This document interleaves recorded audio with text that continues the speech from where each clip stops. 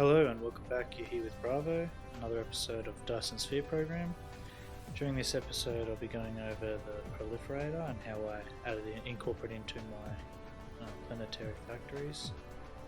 So as you can see in here, the Proliferator Mark 1, Mark 2 and Mark 3s. Usually I implement these into earlier games, but I wanted to wait in this episode to make this episode later in the game because I just wanted to show you how I can turn an entire system into providing Mark III to my entire star system.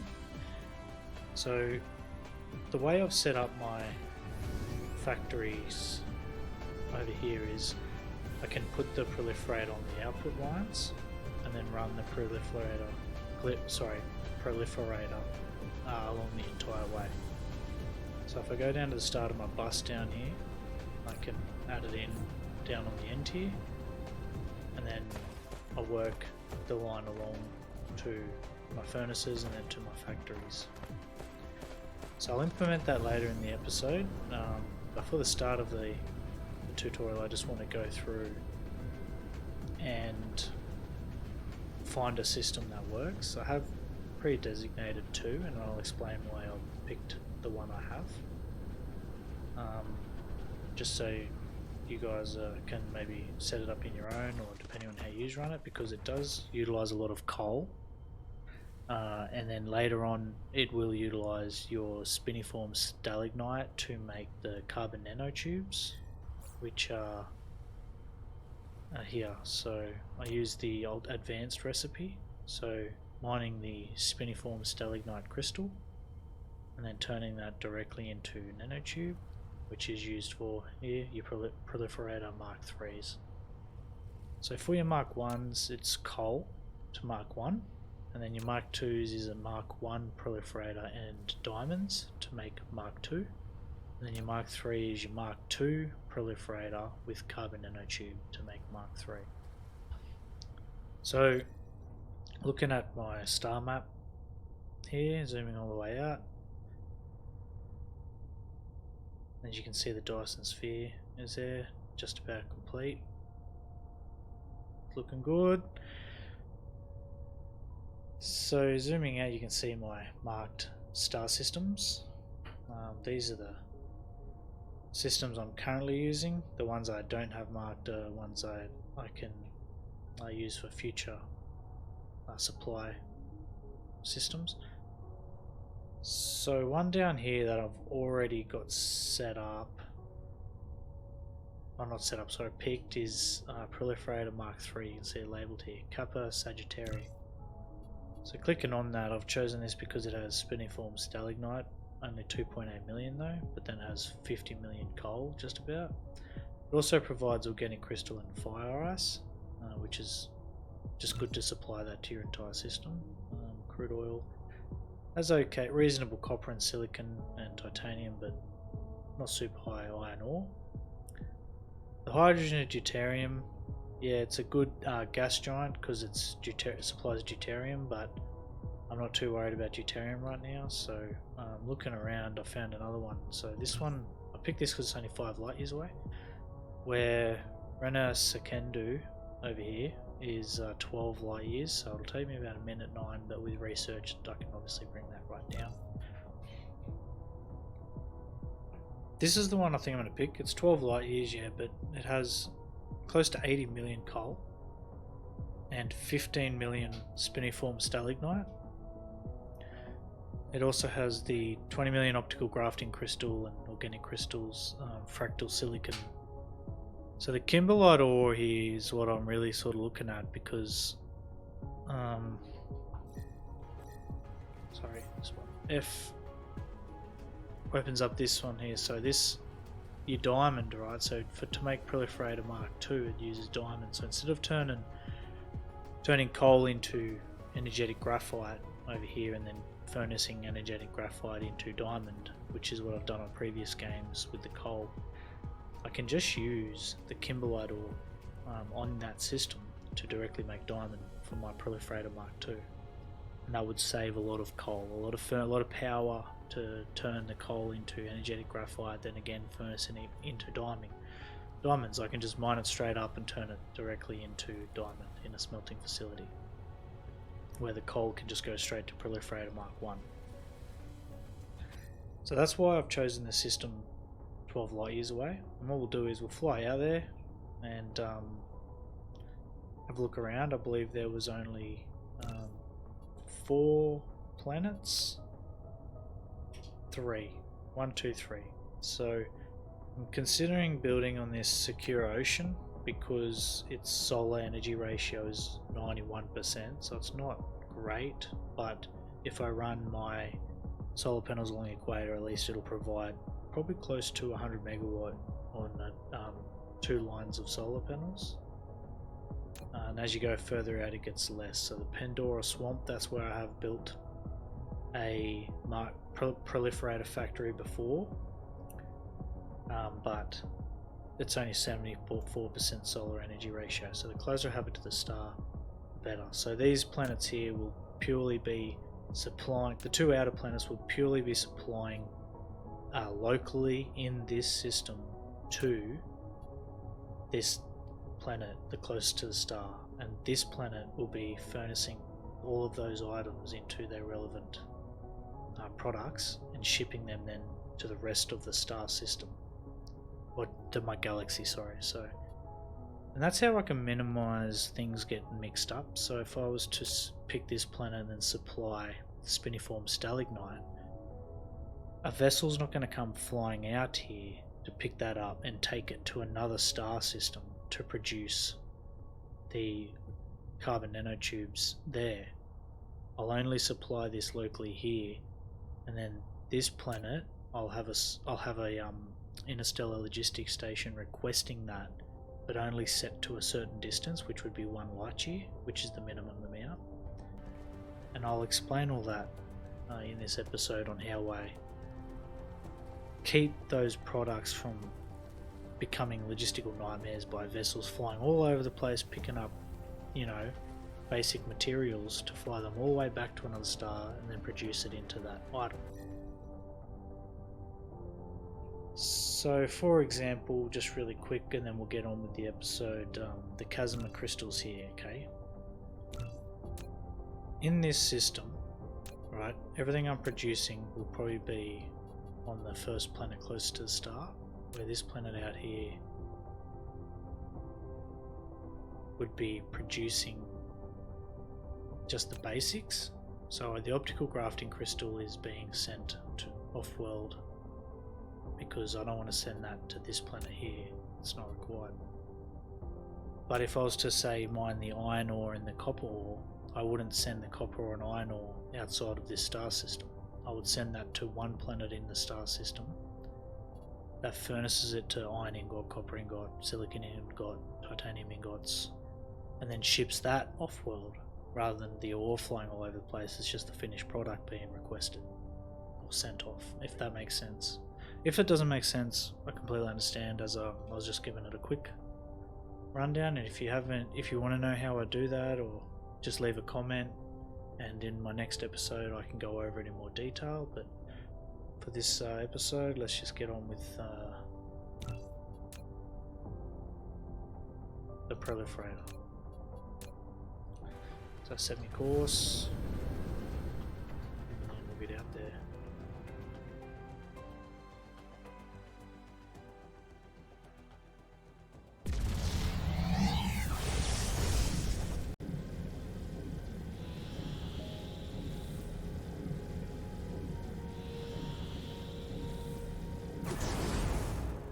Okay, so here we are on planet number 1. So it has a fair bit of water on this planet, so I'm going to have to use a fair bit of foundation, which is fine because I can make that anywhere. We'll supply it, request it to the planet directly.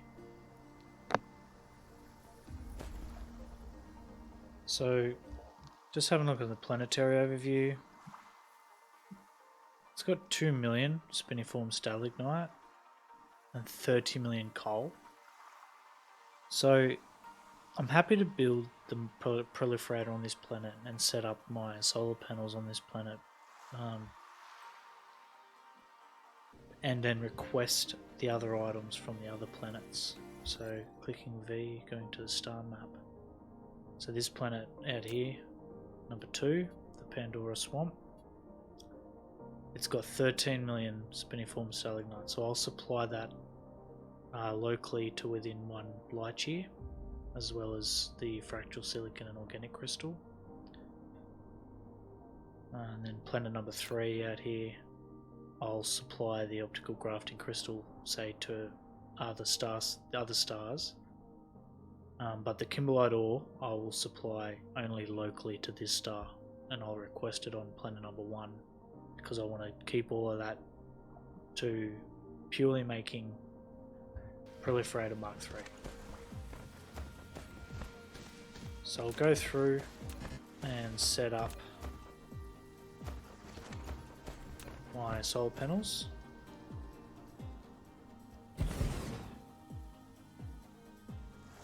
I do normally straight up, I'll do 2 runs, and if I have to do any foundation, I can just run through and do that.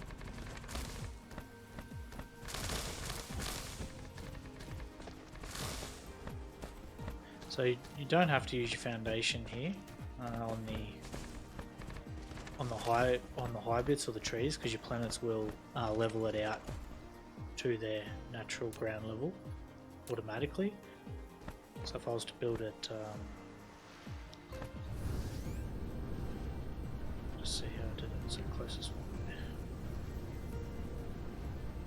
So if you were to build it here and along, it'll demolish all that and pick up the soil down here at the bottom right. You can see when it builds it on high ground, it'll pick up the soil for you. So the only time I would use foundation on solid ground would be if I was laying concrete, or the concrete texture, if I was laying a texture down. But I don't really fuss about that too much, so I'll just leave all of this, that way I'm not wasting foundation. And just fill in the water sections.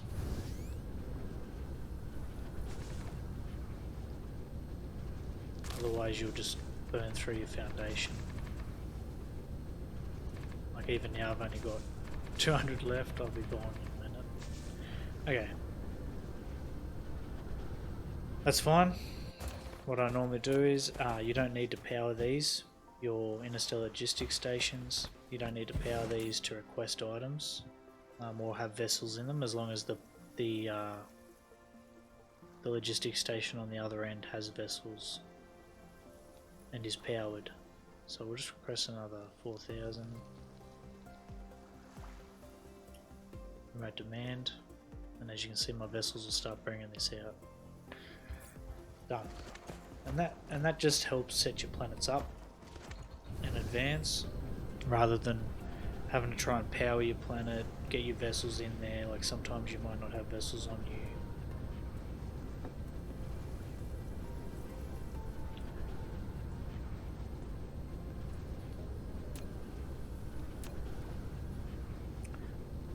So normally I just use my blueprints now.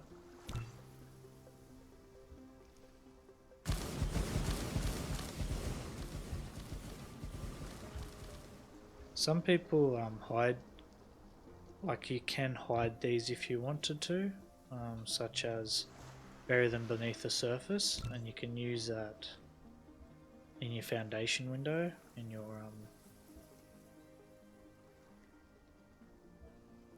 I'll show you that in just a second.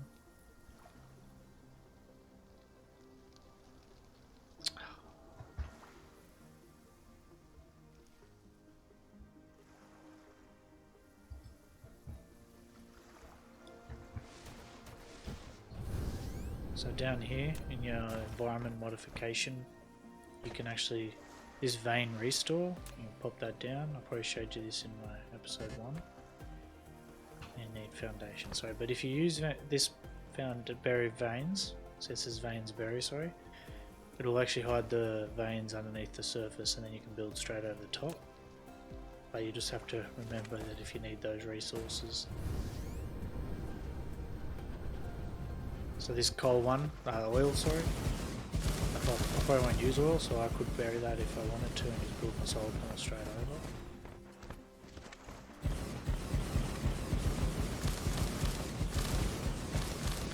Anyway, let me just go ahead and get this set up and I'll come straight back and show you the progress. I'll be right back. Okay, so as you can see, I've gone through and done a fair bit of work on the planet, and I've set up all my furnaces as well as my factories and chemical plants. It's a very basic setup at the moment, but plenty of room to optimize, and I'll explain through that just quickly. So as I was saying before, I usually set up a star system to set up Proliferator MK3, and everything in that system is only supplied to that system. So at the start of my my factory here, I've got the spiniform stalagnite crystal, kimberlite ore and coal all being remote demanded, locally supplied. Now down at the bottom of it you can see transport range of vessels. I've turned that right down to 1 light year. So that's so the vessels will only travel 1 light year to collect the the materials in that logistics station. So this is only 1 AU away, where the closest star is 2 light years. So the vessels won't travel to any other star apart from the planets inside this star system, which means these items, the spiniform stalagnite, kimberlite ore and coal, these will be requested from the 2 other planets in this system. So I'm going to go over to Rena Secundu 2 and supply the spiniform stalagnite. Sorry, no. I'm going to go over to Rena Secundu 3 and supply the kimberlite ore to be picked up and brought here. I will do all the coal in the spiniform, but the reason I want to do the kimberlite ore priority is because down here, on this planet, I have spiniform stalagnite, just not a great deal, so I'm already making the carbon nanotube. So as you can see here, I'll just give an overview quickly, sorry. So auto saving. So as you can see, my furnace ring setup here is for all the basic materials. So I've got the iron ingot, magnets, copper ingot, silicon ingot, titanium ingots, and then bricks and glass from the stone. And then here I'm using furnace Mark 2 or plain smelters, okay, to smelt the kimberlite ore into diamonds. Now what I've done here is I've allowed enough room next to this ring to build another ring of furnaces. So if this isn't supplying enough diamond, I can build another ring. Same as the chemical plants, I can build another whole ring here of chemical plants to supply more carbon nanotube, as well as next to the Mark 1 proliferator, Mark 2 proliferator, and then I will allow the room here for the Mark 3 proliferator. And I have also gone through and set up here, so as this is made, it comes out, it's proliferated, then it's fed back up on itself. So it's on a loop, so it'll proliferate itself before going back through. So this planet has been set up for all the proliferation. So Mark 2 comes out, it's proliferated, sent into here to be made into Mark 3, as you can see. And this is the Mark 1 being proliferated here, coming out and going into the Mark 2. As well as the diamonds, the carbon nanotube here coming out will be proliferated, splits off here. Diamonds are proliferated. I haven't done the glass and stone because what I do is on my home planet where I'm requesting the items and it's being sent out to the factory, I will proliferate it then and there rather than double tapping it. Like I wouldn't proliferate it here, then send it through another proliferator on the next factory. So it splits off here, proliferates, sprays some spiniform stalagnite and the coal. Okay, and then loops back around the back of this interstellar, proliferates the kimberlite ore as it comes out. So that way I'm getting the extra products from proliferation here. So at the moment it says 0.0% extra products and energy consumption. That's because I haven't got any obviously on the belt, so my goal is to now go and set up the planet for supplying kimberlite ore, and I get these diamonds smelted. So I'm going to head over there now. What was this one over here? Sorry.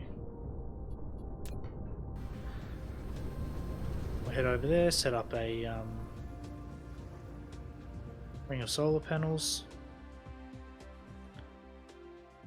and I'll do the setup for that, and I'll come back. I'm just going to go and do that now, and then I'll come back and explain and show you exactly how I set the interstellar logistics station up. Okay, so on this planet I've set up a ring of solar panels. Now the intensity is not that good because it is the furthest planet away from the star, so it's only at, over here on the right it'll say solar energy ratio is 61%, so it's not that great, but with a dual ring I'm getting 80 megawatt, which is powering this interstellar station here, which is charging at 50 megawatt, as well as the advanced mining machine here getting the kimberlite ore. So it's 4 million kimberlite ore. I think it's 1 for 1, so oh no, 1 to 2. So I'll get 8 million diamonds out of this.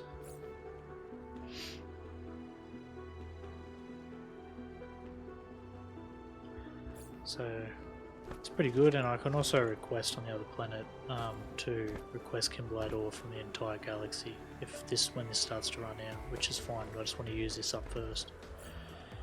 So as you can see, it's sending it off world. So what I'm going to do now, I'll finish setting this planet up.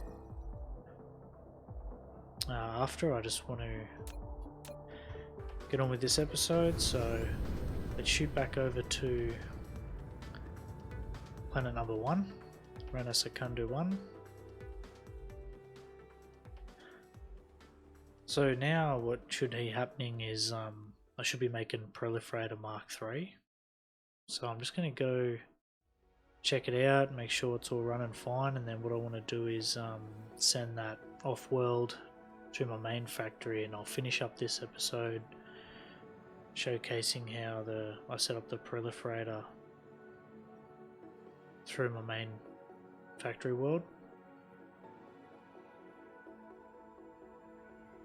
But this tutorial is mainly on how I would set up a star system for Proliferator. So this is how I would normally do it in my games, and here we are, look at this. Yep. So everything's getting spray coated now. As you can see, it's being produced and returning back on itself. I have the diamonds coming in, they're all proliferated. Not all of them, it skipped a few only because it's starting to back up now, as you can see. Yep, a couple seconds and we'll be backed up on Proliferator MK3. So the reason I set this planet up to spray coat itself first is so I can back up like that. So now I'm going to be getting yeah, now it's going to be backing up on itself. So what I'll do now is extend this out, and now I think it's I think it's 10 wide, a factory line. So yep, 10. So what I want to do is allow another 10 in between these. So I usually go like that. Then I would put a wind turbine down, because a wind turbine is 3 wide, which is the same as these satellite substations. And then I would allow some more space as well, just to put these down here. So usually I have them off my bus, so if I wanted to build on the other side, I can run this bus line right through, and then I can build over here on the left. But for now I just want to get my Proliferator stored and sent off world. So I'll probably store 6,000 of it, remote supply, local supply, and again down the bottom here I will put transport range of vessels unlimited. Okay, so it supplies the Proliferator MK3 and these basic items such as the iron, magnets, copper, brick, glass, titanium, and silicon, all off world.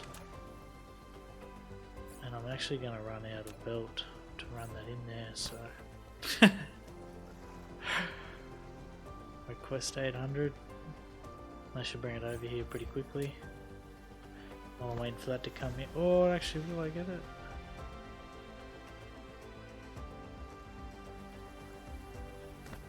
No, because I need to put this down here. So I always try and think ahead on how you're laying out your factory.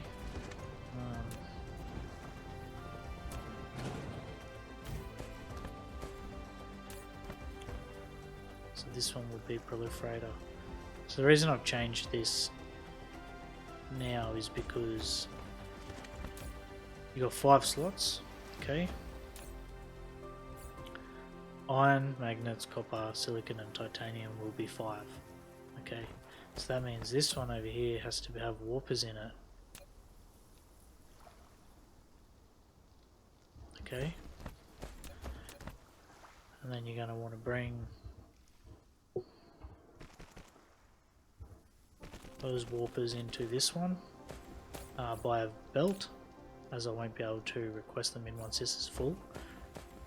And then brick, glass and Proliferator MK3 will go into this one. So we'll go brick, 6,000, glass, 6,000, row supply, unlimited. Don't have vessels on me to put them in there, so I'll top them up after. But the planet requesting it, as long as it has vessels, it will come and pick it up. Okay. So this will be iron ore, copper ore, magnets, silicon and titanium. Let's go 6,000 for each.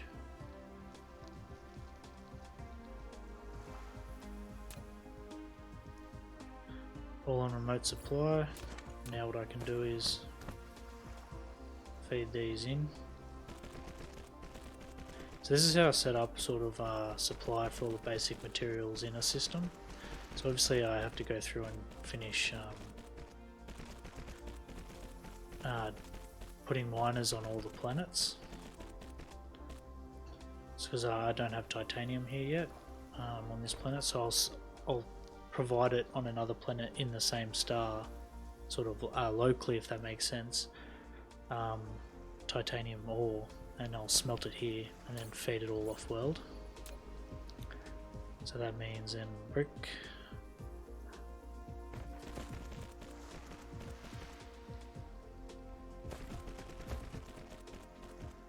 glass and Proliferator.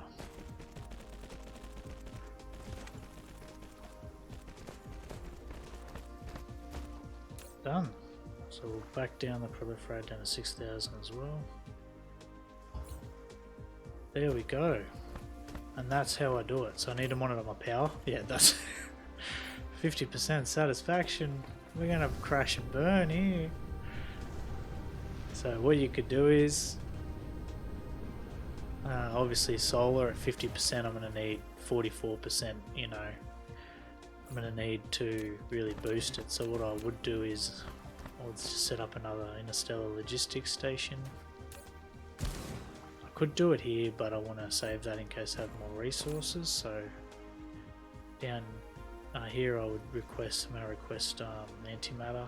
I'll just leave it at 100, that way it only brings out 400 to 500 depending on your research. Could be more. Come on.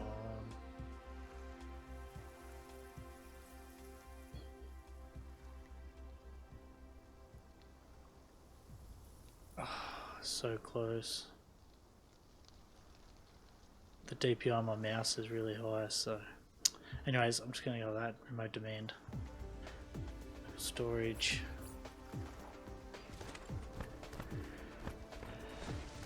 Anyways, I've got to go get some antimatters, some of these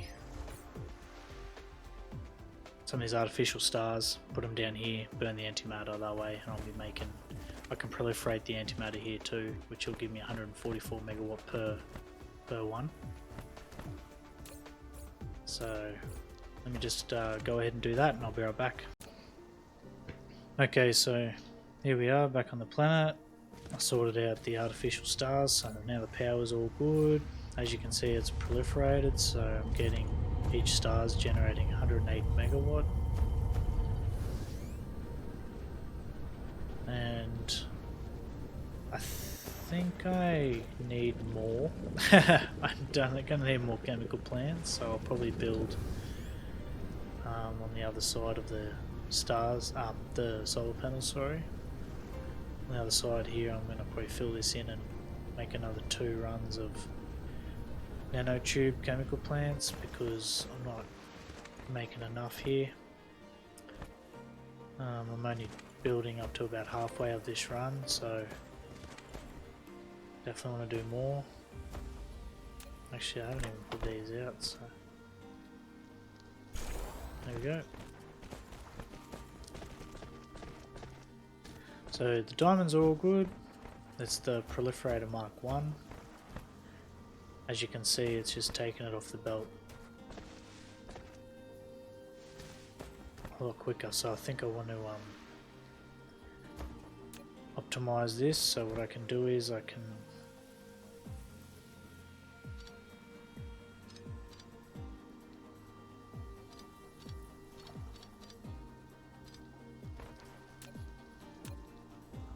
put some stackers in here.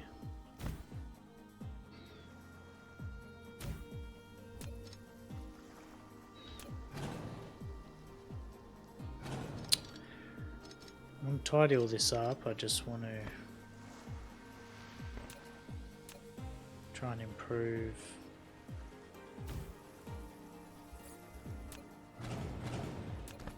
how this is run out.